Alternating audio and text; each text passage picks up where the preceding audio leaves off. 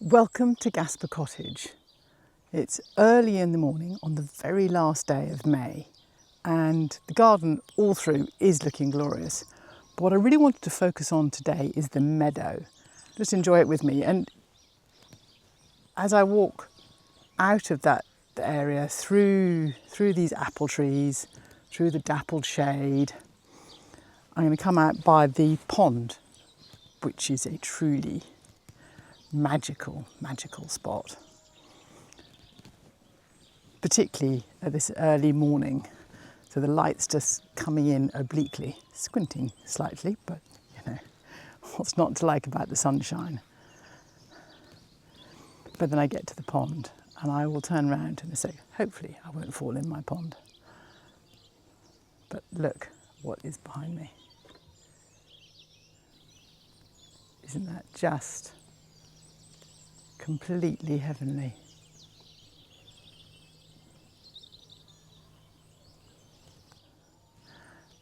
As my husband said, we did a good thing when we made the pond. And as I walk along the path next to the pond, divided by the pond by this fantastic clump of wildflowers, which we've added various things to. So that's a thalictrum in there, and there are some irises a little bit further along. It's just such a fabulous place to be early in the day. And you know, that way's glorious. You know, you come the other side of the path and you know, you've got the apple trees and the path back up to the house again. And then more fabulous meadow. Actually, this bit's quite interesting. So on the very front here, if I come down, you can see there's lots and lots of this little yellow plant. This is called yellow rattle, which is parasitic on the grass. So this we've added by sowing over in the winter with this. And what that does is it weakens the grass. So you can see here in this area, there's much less of this sort of taller, thicker, stronger grass than there is kind of out in the central areas. But this area here, that's got the mass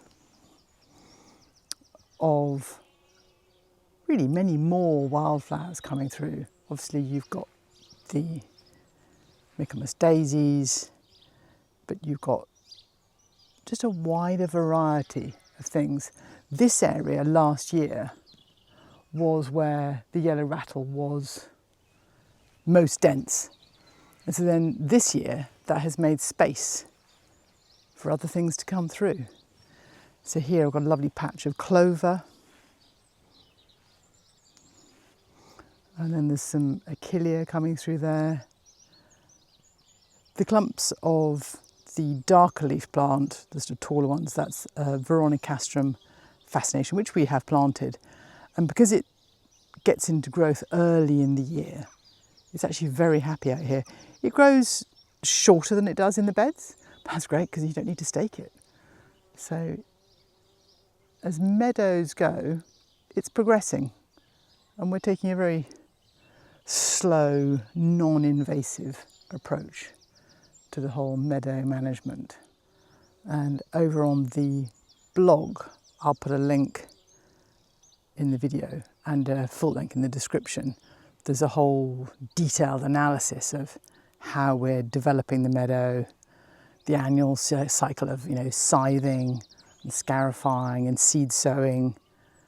And then, I mean, it's completely scalped in the winter, but that's how we're developing this richness and variety. And you can see all this, the tiny microclimates and patches of soil and different things developing. And then as you get to the edges of the orchard, we are bulking up with the perennials and with various more trees and shrubs. So there's some roses in there. Obviously you've got more of the crabapple. That dark leaf one is called Laura. But right now this pink Persicaria Bistorta is the kind of key plant in the whole garden. And this side we've got a slightly more mature set of shrubs, and this fantastic hawthorn is just going over now. I think it's called double scarlet, something like Paul's double scarlet, and it is just glorious, and the way it's interacting with the roses below is very, very lovely. And the sensation of cool as you come into the shade of my little birch grove is lovely. And the area here it's very much a spring garden, but there's lots of lovely foliage. I love this super shiny non-climbing ivy, and it produces fabulous food and pollination in the midwinter. But you've got a lovely astrantia in there, and the grasses. These various daphnes, which were fragrant in February and March, where you're just loving all of that. But the path here is very narrow. Just got to draw attention to this fabulous thing. This has put itself there. It's apparently a burdock. Theoretically, you can make burdock and dandelion wine. Don't think it's very likely to happen, but nice to know that these things are theoretically possible. Sort of is talking to the giant leaves of that hosta under the little tree. But then as you come around the corner from there, you come into the front garden, which is pretty lovely. It gets lovelier all the time. There's a very nice deutzia shrub just here, which, when you're coming the other way, you see it against the yew like that. And the colours, it is just pink. Very subtle. We kind of admire subtle.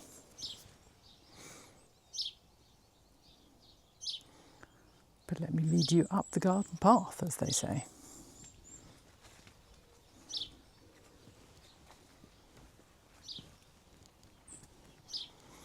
And you do get this sensation that you're coming through the planting. These are right by the path, and they are right there. Right in your face. And then by the front door there's a little bit more of an open space. Let's see if I can show you that so you get to see the front of the cottage. You get the front door, a little bit of a breathing space in paving terms, but even there the gaps are all filled with plants, and certainly at the moment, the key things coming through are the alchemilla, which are looking glorious.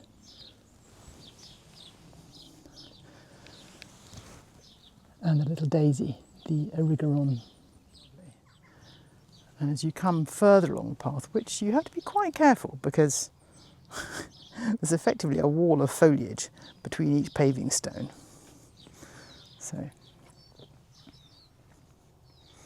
But again, more plants right by the path's edge. So you're actually brushing through those as you come along. You try not to brush too closely against the berberis. It is a little prickly, but that's good. It's all making you slow down. And there's a certain amount of aphid. Let's see if I can count these on these, but I'm not too fussed. It's not what you call an infestation. I just call that food. Food for somebody to come and eat. Someone will come and eat it. Actually, over on this month's blog, we've had a new predator in the garden, but we're very happy about it because the key thing that it eats are docks, and which are very hard to eradicate weed, and do spread themselves around. So, having help from the insects on just the docks, and in the blog there's actually some footage and pictures of the leaves which have been totally shredded. So hopefully our natural friends will be helping us. that is the aim with all this organic gardening, is that everybody helps. And then when you come out of the front garden, you come round to the area of lawn and the big curved border, which I've done a whole video on just a couple of weeks ago. And I'll put a link into that because it's deserving of its own special time. And down by the railway garden, every garden needs a railway, the planting here is exuberant and generous. Not at all in keeping in scale or trying to make a pastiche of a landscape. It's just fabulously wonderful planting. But, you know, when the trains are running, that does mean the trains, you know, appear and disappear from view. And you've always got the fabulous field beyond. So yeah, so the field is kind of going down the valley that way, which is pretty miraculous, really.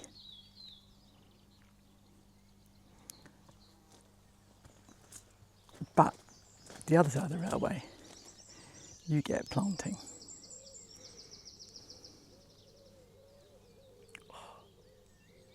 That sun is gorgeous. It's too bright, but it's lovely.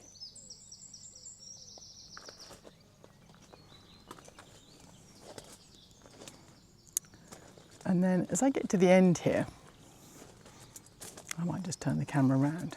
So over here, you've got the new area of planting, some of which is a little disappointing at the moment. We've had very poor germination rates just in that area.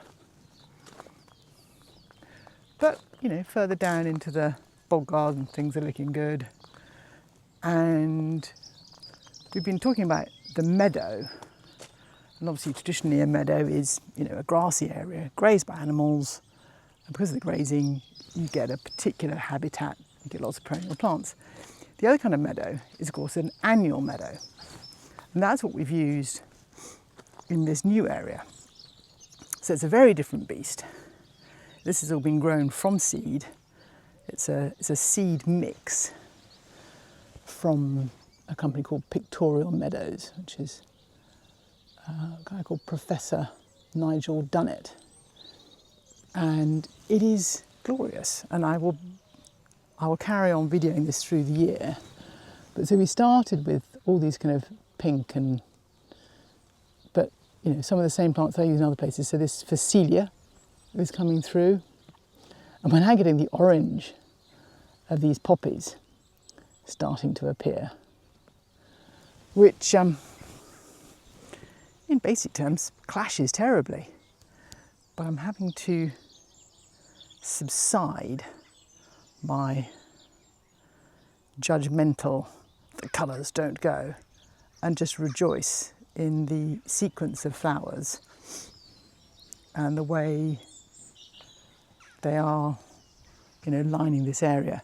What's also quite fun, as you come up here, there's this new bit of retaining wall we've built. We've just got this very nice flowering quince on it, but it needs more things growing on it. It's all a bit stark at the moment.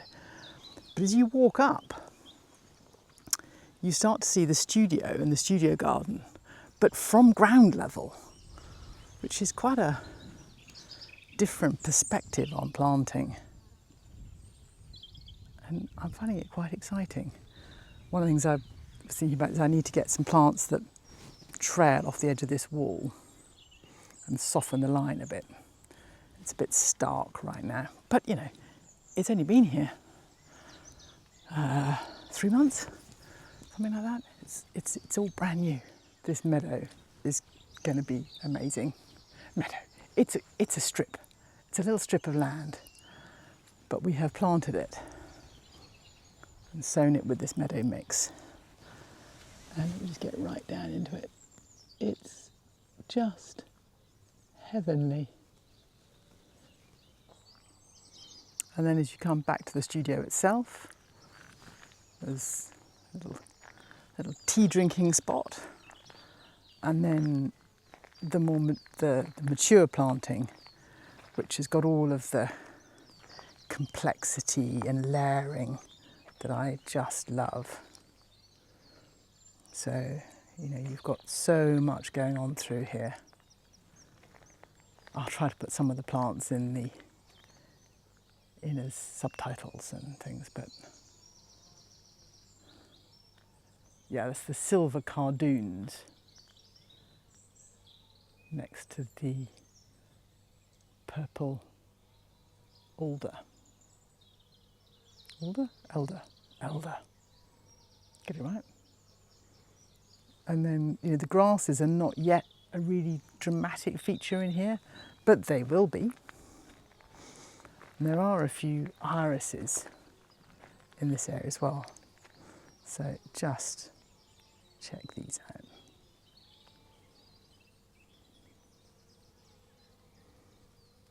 Is that not utterly stupendous?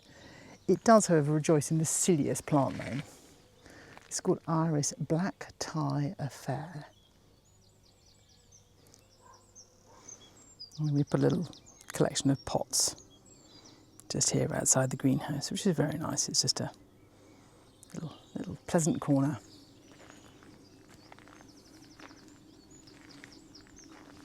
And this shrub, which is a Kolkovitza amabilis, I think it is really, it is now going over, but it's been fantastic.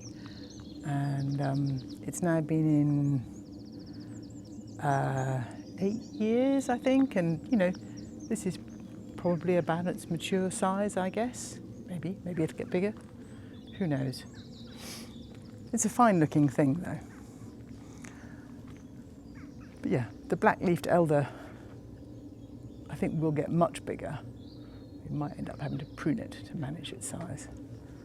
And then here there are some hydrangeas, which aren't doing much yet, but they will do. You know, this glorious view.